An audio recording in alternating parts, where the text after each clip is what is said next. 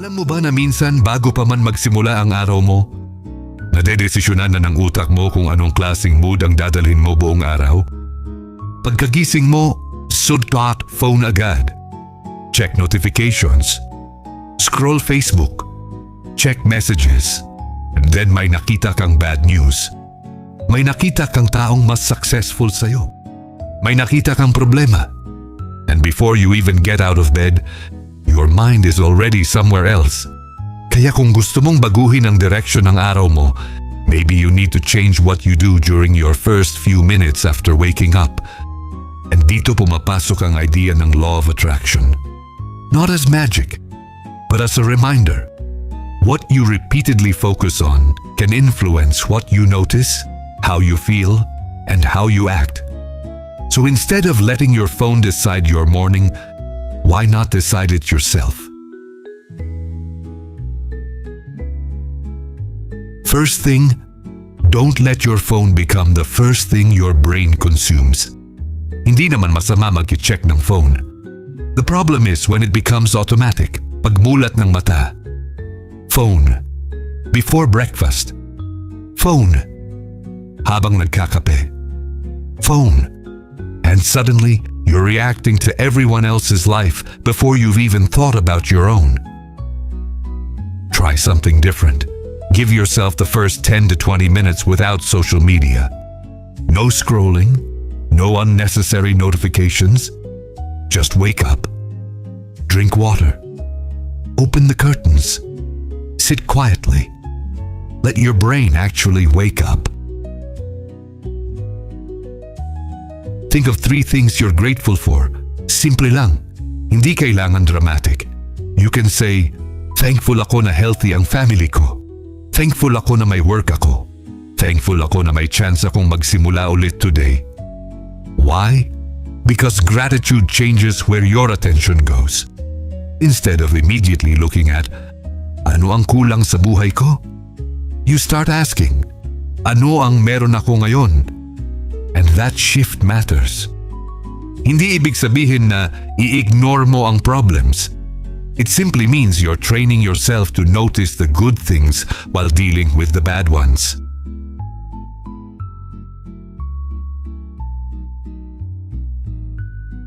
Here's where the law of attraction idea becomes interesting. Before your day gets chaotic, take a few minutes to imagine how you want your day to go. Not, I will become a millionaire today. Instead, make it realistic. Imagine yourself finishing that important task, staying calm during a difficult conversation, exercising after work, avoiding unnecessary scrolling, going home without feeling like you wasted the entire day. The goal isn't to magically manifest these things. The goal is to create a mental direction. You're basically telling yourself, this is what I'm aiming for today. After visualization, ask yourself, ano ang pinaka-importanting bagay na kailangan kong matapos today? 1 thing, not 20. 1. Maybe. Finish the report. Study for 1 hour. Clean the room. Exercise. Call your parents. When everything feels important, nothing feels important. So choose one priority. Then ask, what is the smallest action I can take to start? If your goal is exercise, put on your shoes. If your goal is studying, open the book. If your goal is work, open the document. Don't wait for motivation. Create movement first. You don't need a crazy workout. You don't need to spend 2 hours at the gym. Just move, stretch, walk, do a few squats, do push-ups, take a short morning walk. Why? Because your body and mind aren't separate machines. How you treat your body can affect how you feel mentally. And there's another benefit. Movement can help you transition from sleep mode to action mode. Kaya kung lagi kang sluggish pagkagising, try moving before spending hours sitting.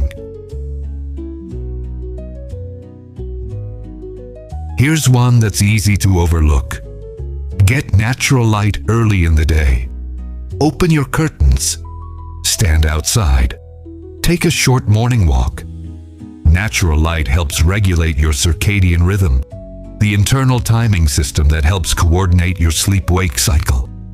So instead of waking up, then staying in a dark room, give your body a signal. It's morning. Time to wake up. And later in the evening, your body can better recognize that it's time to wind down.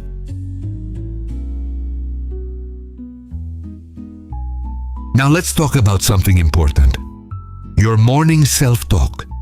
Imagine waking up and immediately saying, "Pangit na naman araw ko. Ang dami kong problema. Hindi ko na naman matatapos to." Before anything even happens, you've already created a negative expectation. Instead, try something more realistic. Today, I'll handle one thing at a time. Hindi ko kailangang perfect. I'll focus on what I can control. Notice the difference? Hindi fake. Hindi pretending everything is perfect. It's simply giving yourself a more useful mental starting point. Your morning isn't only about food. It's also about information. If the first 30 minutes of your day are news, arguments, drama, celebrity gossip, comparison, negative comments, then you're feeding your attention with noise.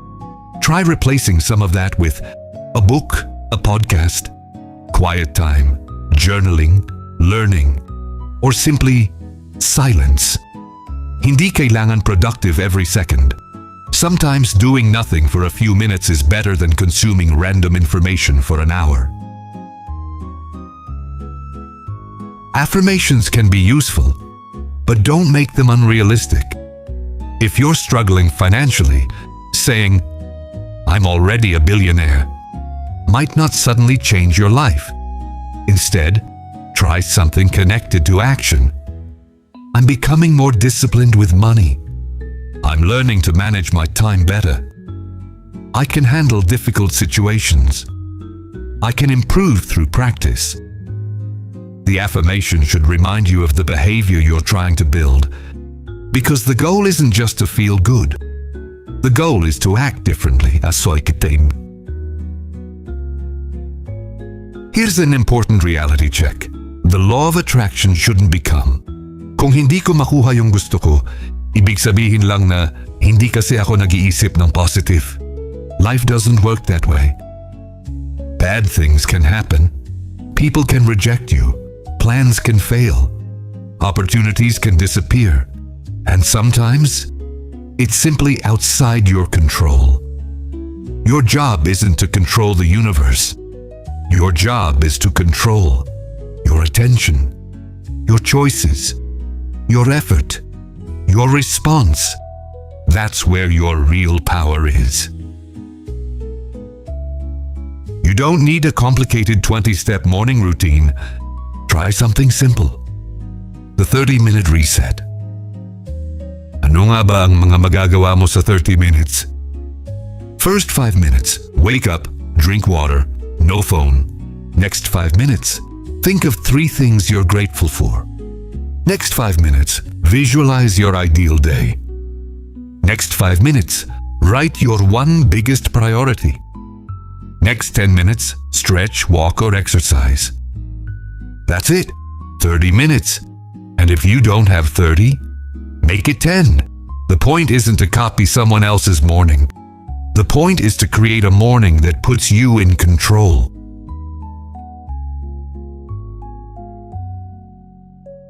Maybe the most practical way to understand the law of attraction is this. What you focus on affects what you notice.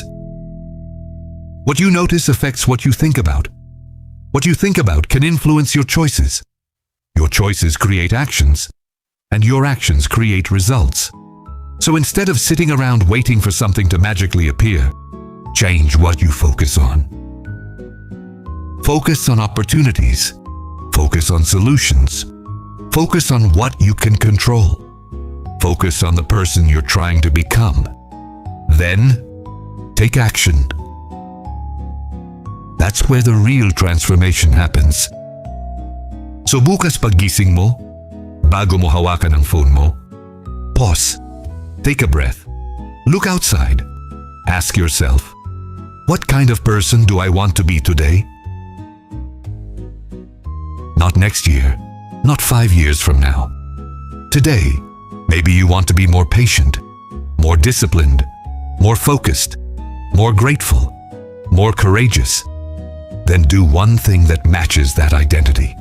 Because you don't need to manifest an entirely different life overnight. You can start by creating a slightly different morning. And when you consistently change your mornings, you may eventually change your days. Change your days, and you can change your habits. Change your habits, and you can change your life. Don't wake up every morning asking, what can I get today? Try asking, what can I become today? Because sometimes we become too obsessed with attracting things, money, success, relationships, opportunities, that we forget the most important thing, becoming the kind of person who can handle those things when they arrive. So don't just visualize success. Practice the habits that support it. Don't just think about confidence. Do something uncomfortable. Huwag kang humiling lang na sana maging disiplinado ka. Keep one small promise and don't wait for your life to magically change. Start changing what you do with the first few minutes of your day. Because the way you start your morning may not determine your entire life, but it can definitely influence the direction you take next. One morning, one choice, one action at a time. Patuloy kang makinig sa mga susunod pang videos dito sa Stick Truth. Maraming salamat sa oras, ingat.